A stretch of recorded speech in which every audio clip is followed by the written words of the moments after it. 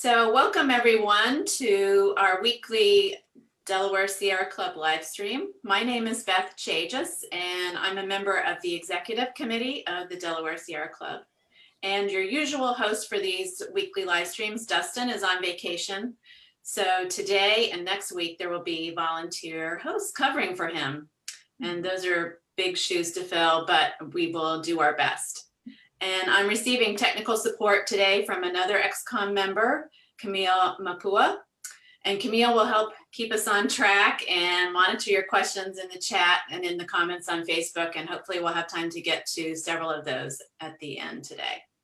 So today's guest is Kelly Cobb, Associate Professor of Fashion and Apparel Studies at the University of Delaware.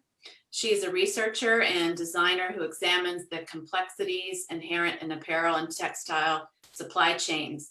Her creative, project-based work seeks to reintegrate the wearer of clothes to local trades and economies, restoring integrity and kinship to the origins of materials and to the human labor involved in textile and apparel production. And so I'd like to open up our conversation today by reflecting for a moment that clothing is one of the basic necessities of life. And those of you I can see out there, you're all wearing something. And I guess the joke on Zoom these days is you never quite know what people are wearing in their lower half below the screen. But essentially, everyone needs clothes and we all want to look good. But more than anything else that we own or buy, what we wear says something about who we are. And universally, we use clothes to express our heritage and our culture, our individuality, our personality, our style and creativity. So our need and desire to express ourselves and for novelty is great, but it can take a toll on the planet if we overdo it. So Kelly is here to help us understand the environmental impacts of fashion and some emerging ways of addressing those impacts. So welcome, Kelly. And let me start by asking you, what are some changes or trends in the fashion industry over the past few decades, for better or worse, environmentally speaking? Well, the biggest trend is fast fashion. So traditionally, we have 4 seasons in the fashion in our lives, and really that's changing. Fast fashion has taken 4 seasons to upwards of 22 to 30 to 50 seasons, creating mass-produced cheap clothing that is easily accessible for those who participate in fashion. So we can look at the economic opportunity there for people who could not afford to be fashionable. But the downside is there's a tremendous amount of waste. The products being produced are low quality and can't be recycled. And it's creating a population of really kind of addicted to consumers. So that's a major trend that is a negative trend that I see. But one hope is most of the consumers of fast fashion are millennials and Gen Z population. And as well, these are consumers who really care about the earth. They care about radical transparency and social responsibility. So I think there's this great kind of wrestling match right now. And then COVID kind of paused and stifled and obliterated everything. So we're in a very interesting time in the fashion system, which is a system, and it's built on a kind of linear system of make, take, and waste. So we really have an opportunity to redefine that right now. Okay, so sort of as you alluded to, there are many steps in the production of a garment from growing or creating the fiber, whether it's natural or synthetic, to the end of its life via recycling or landfill. So what is the designer's role in making fashion more sustainable? This is a great question, and I was just talking to my students about this. So traditionally, the designer, you know, reads out into the world and pulls the things that they love and creates beautiful designs that will sell to a consumer. But really, we are another system we're rebuilding is the design process. So brands are looking to utilize waste stock, or in my research, I'm looking to utilize post-consumer textile waste. So the way we design is changing, and I adopt the cradle to cradle concept of waste equals food. So in that concept, the things we make have to be turned into have a new life. So everything that's produced needs to have a plan to be recycled into another iteration. So it turns into a circular cycle rather than this linear cycle. And companies or brands are designing for end of use, designing for circular use, designing for longevity, and designing for durability. And these are things that designers are thinking about every day, which is pretty exciting. I know when we talked earlier, you mentioned that often in the design process, when in a global supply chain, there was a lot of transport back and forth across the ocean at various steps, and is that being something that's being adjusted or looked at? So traditionally, a sample is made in the New York office, then it's shipped to the factory in China for approval, and then something will change and it will need to go back and forth between factories in other countries and the US or wherever the main design office is, upwards of 6 times. So people are cutting down on approvals, but something that we're really applying is virtual prototyping. So that's using a 3D avatar to make your first design iterations and approvals on. And that's a cloud-based system. You can speak with the factories, the pattern makers, and everything is kind of created virtually. So all of that impact is cut. There are good sides and downsides to everything. The benefit of virtual prototyping is that it cuts down on a percentage of production waste in that stage. So as I mentioned, you're a professor at the University of Delaware and teaching students who will make their career in some way in the fashion industry. So what do they want to know, and what are you teaching them about sustainability? It's interesting because if you think about the fashion industry and every major system right now that's being kind of obliterated or broken down and dismantled, it's like turning a big ship. And some of the things we need to do are we're needing to pivot in very fast ways. So I feel like education is like that too, honestly, and especially being thrown online and having to teach and learn in this new environment. We're really kind of rediscovering what it is that we need to be learning and teaching. And one thing is, what is the industry doing, and how can we be most connected to those emerging tools, those emerging ideas that are happening now in the industry. So I've brought in a couple of tools, a sustainability tool called the Higg Index that we're teaching our students. And that enables the students to measure the impacts of their materials. Another tool I'm bringing in is a trend forecasting tool that students can understand consumer insight, they're basing their designs on insight from broad populations as opposed to something that they like. Therefore, ideally, things will be sold and less waste will happen in the retail phase. Okay, so let's talk about some of the materials used in clothing for a bit. So what are the impacts of different types of materials and also the various treatments that we apply to those materials, ranging from dyes or say the chemical treatments that we apply to clothing to repel stains or wrinkles, things like that. And are there new materials in the works that could be more easily recycled or composted?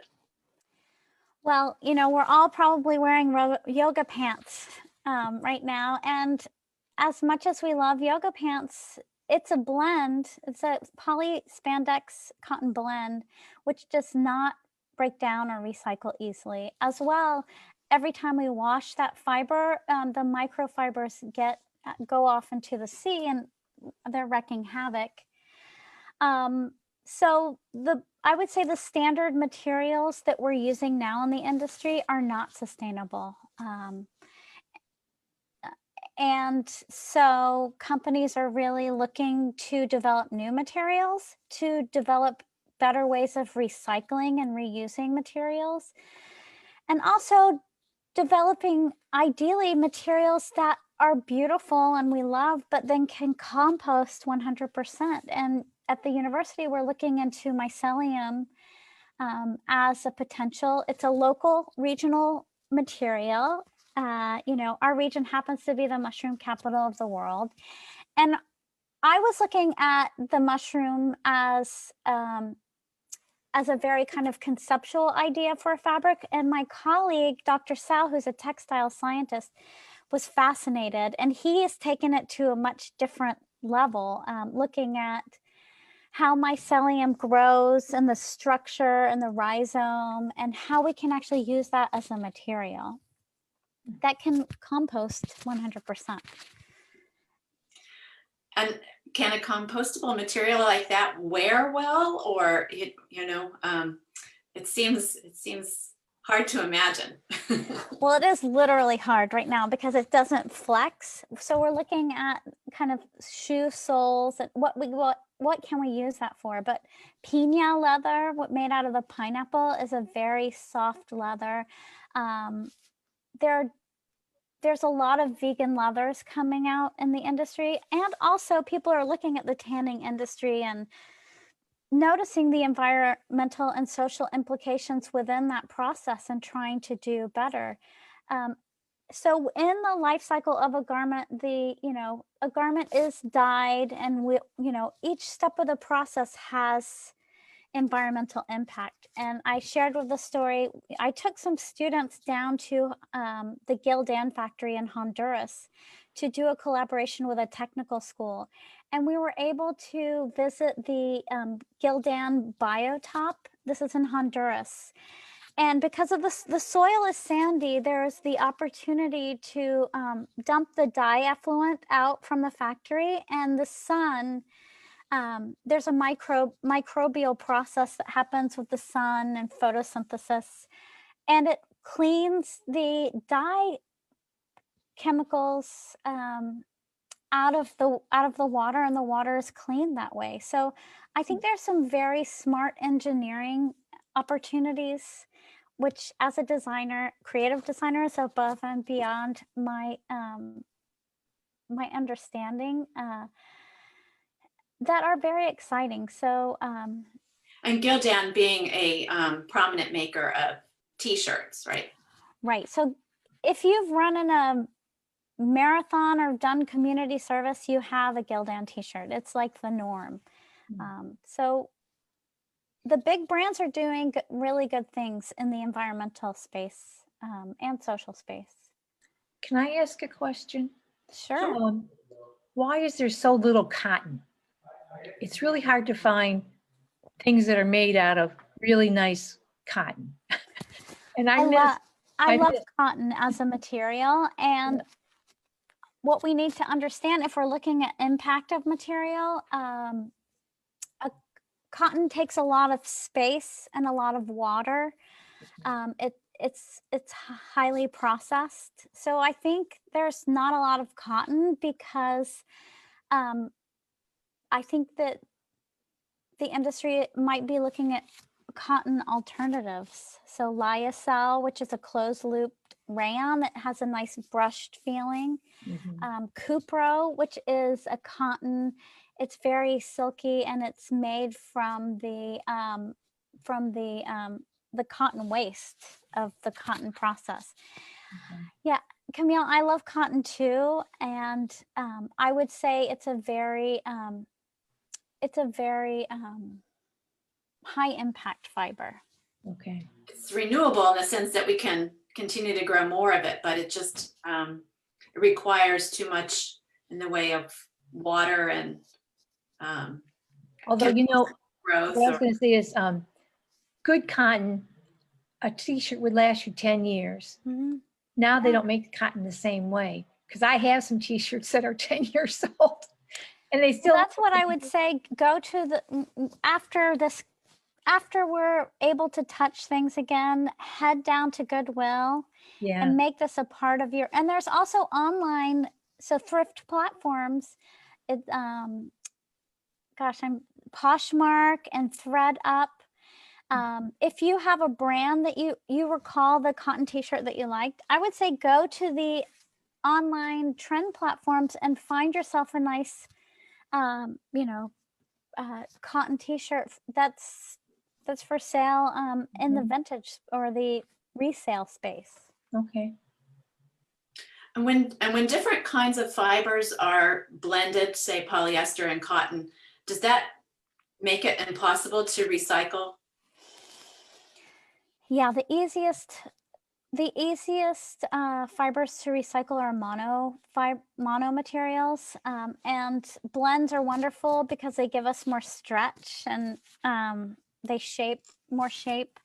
The downside is yes, but there are, there's research being done now on methods of kind of melting a part of the fabric and using the other, being able to use, say, the cotton and melting the poly, the spandex. I think it's just a matter of time before there's an innovation in recycling because it's such a huge issue. Okay, well, moving on to a slightly different topic then. So what is the environmental cost? Once we buy a piece of clothing, then we hopefully will keep it for a while. But what is the environmental cost of how we care for our clothes? That's a great question. Levi's did a life cycle analysis of their famous 501 jeans, and they found that the biggest impact was in the consumer care phase. So the biggest impact is actually on something that we can control by not washing and drying our clothing as often as we do. And I remember when I first read that, I was kind of floored, but also as a consumer, it gave me an opportunity to reevaluate how I care for clothes. I am a sustainable design researcher, but I'm also a mother of a young child. And I throw tons of things in the dryer and wash. And I've had to reevaluate the way I do wash and dry because of the study. It was very inspiring. Okay, so we've carefully selected a garment that is sustainable, and we've taken good care of it and made it last. And maybe we've, given it a second life through a secondhand market or a clothing swap or something like that. But eventually things do wear out, or they don't fit us anymore, things like that. So I read a terrible statistic recently that 11 million tons of textiles are tossed into landfills in the US annually. And so what are the limits on recycling textiles, and what are the best ways to reduce this waste? Well, I read that question and we talked about it the other day. I think the best way is to not buy as much and to buy for longevity and buy durable goods. So yeah, the secondhand markets are saturated both domestically and globally. And I can't remember the statistic for Delaware. I have been working with Goodwill of Delaware on a manufacturing initiative since 2015. And the small state of Delaware has a staggering amount of waste. And if you kind of multiply that by the size of Delaware and our country, just in our country, it's horrifying. And I don't want to give the wrong statistic, but I really think it was like 8 million tons of textile waste. So just knowing that taking it to Goodwill is really becoming not an option, or taking it to the Salvation Army.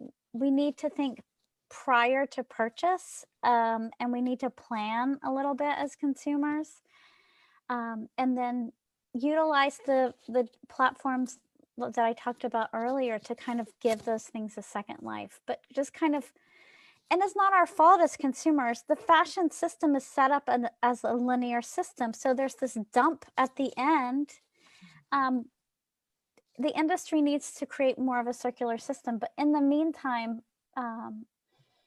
the markets are saturated for secondhand. So I find a friend to hand that to. So we've already touched on this in several ways, but are there any other important steps we can take to become more environmentally conscious fashion consumers and green our closet, so to speak? Yeah, so there's some great informational apps. One is called Good on You, and that kind of goes over some brands that are sustainable. I would also say if there's a brand that you like, go to their website and read their sustainability report and write to them and demand that they do more in sustainability. Take some action and write your brand. I think that the information you can get at the brand level on the website is going to give you the information you need. Consumer education is becoming more and more important. Transparency in a brand is becoming more and more essential. And I'm telling you, pretty soon, the same tools we use to measure design impacts, they're going to be consumer facing. So you can go into a store and you can read the label on environmental, social. You can read the impacts right on the label.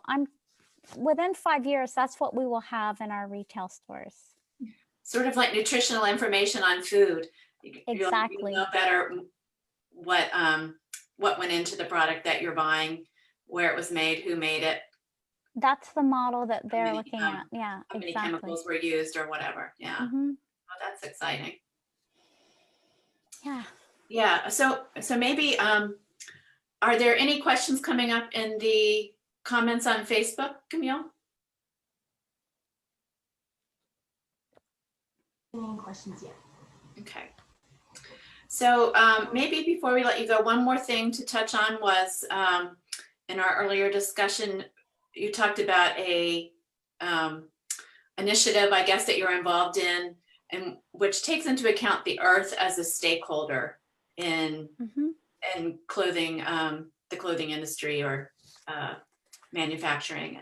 So tell us a little bit more about that. Sure. So we think about all the stakeholders in the fashion industry, and generally that would be the CEOs, then the workers, the farmers, the consumers, and also we like to think about the earth as a stakeholder. So it's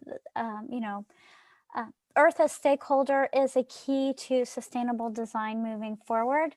Another way of thinking about design is post-growth design. And there are a group of researchers talking about earth logic. So the growth model of production is the thing I've been talking about over and over again. It's a Fordian model. World War II, we needed to get people to buy things. We don't need that anymore. And we're still operating in that Fordian model, hence the waste, hence the unchecked consumerism. So the Earth Logic model is it's an action plan to reevaluate from each step of the life cycle and consumerism is how can we re-engage with the process of making clothes as consumers? How can we reconnect to materials, maybe regional materials or regional communities of makers, and just really ways to rethink about what fashion is, how we can express ourselves in a way that is, beneficial to life, earth, people. It's an exciting time to be a designer, I think. Well, I know that one of the first things that caught my attention about you was when you designed the 100-mile suit, which is similar to the concept of local food production, where you looked within 100 miles of Philadelphia was the center, right, where you live, and looked for all of the materials needed to make a man's suit of clothing from what did it even include? Underwear, right? A lot of wool, unfortunately, for the guy. A lot of wool. Yeah, and that project was it really opened my eyes to academic research and involving students in research. And I feel like I'm still doing this 100-mile investigation, but all the materials are not new materials now. I also have this dream to go around the US and kind of connect with regional materials and the communities. And there's been some wonderful projects. I did the 100-mile suit on a shoestring budget. There's huge initiatives now that have been very well funded that are very inspirational, such as the Fiber Shed project in California.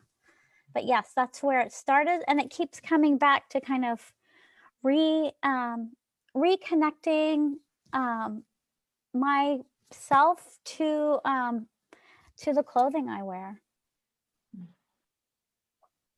Well, thank you, Kelly, for joining us today, and for everyone watching on Facebook or here on Zoom. Thank you, especially for joining us and for shedding some light on where this industry is headed. I think there's really hopeful signs there, and so, like all of our weekly live streams, this talk will be posted on the Sierra Club's Delaware Sierra Club's website and remain viewable in our Facebook feed. And so I just want to give a plug for next week's live stream, when we'll be celebrating Drive Electric Week with Sierra Club member and president of the Delaware Electric Vehicle Association, Charlie Garlow, and Brianne Preeson, the Clean Cities coordinator for the state of Delaware. And so until then, have a great week, everyone, and stay well. Thank you. Thank you so much. Thanks, Kelly.